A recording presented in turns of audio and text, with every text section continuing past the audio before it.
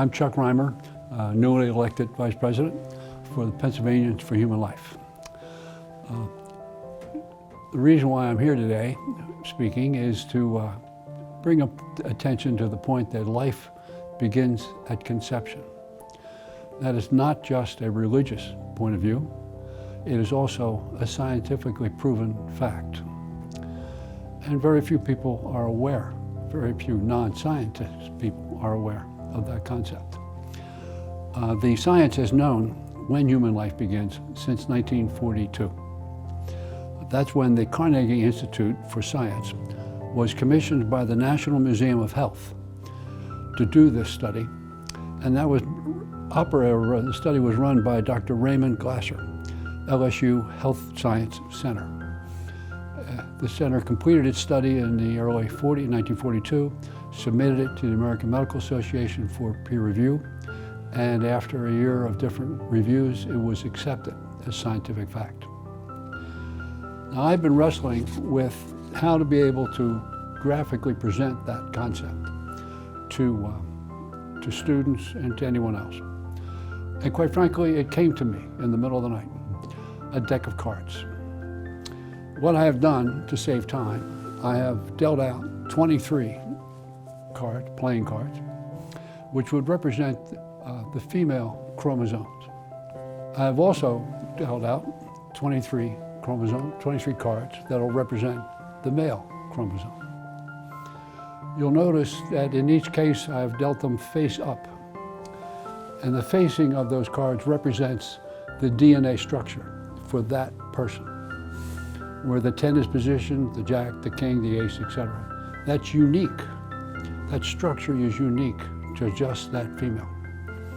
And for the male, that structure is also different. The 4, the 3, the 5, the ace, it's also in a different structure, and it is unique to just that male.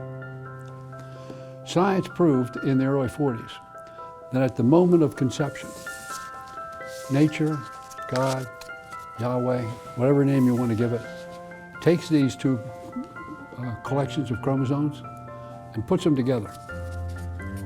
And then the uniqueness of it all is it shuffles the deck.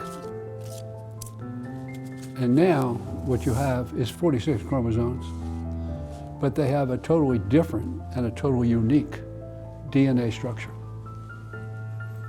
Now the 4 and the queen and the 9 are in totally different places, and this is unique to just that person. The fact that the DNA structure is unique to individuals has been proven many times in science. In fact, it's even accepted in a court of law. If your DNA is found on the murder weapon or the body, it's very hard. In fact, it's impossible to say you weren't there, because your DNA wouldn't be there. And the court of law accepts that. So this has been known. In our textbooks, in our high school biology textbooks, this concept is discussed. They describe chromosomes, they describe DNA, they describe the structure of DNA, how important the DNA structure is. They describe all things, including the end result here is a living organism, is what they call it in the text. That in reality is a living human being. The reason why we know it's a living human being is because it's the product of human beings. And the reason why we know it's living is because it's growing. And the textbook actually provides a definition of what is a living organism. And growth is a key factor of the 7 attributes that must exist to be considered a living organism. Growth and energy are 2 of the key parts. What they don't do in the textbooks is they don't connect the dots. A living organism is a living human being. Nothing changes. There is no difference between this living organism and a 25-year-old person that's out of the womb and walking around. They're the same. The only difference is size and structure. Everything else is the same. No more chromosomes, no less chromosomes, no more, a lot more cells, yes, but still the same DNA, still 46 chromosomes, and the same DNA that they had at that moment of fertilization.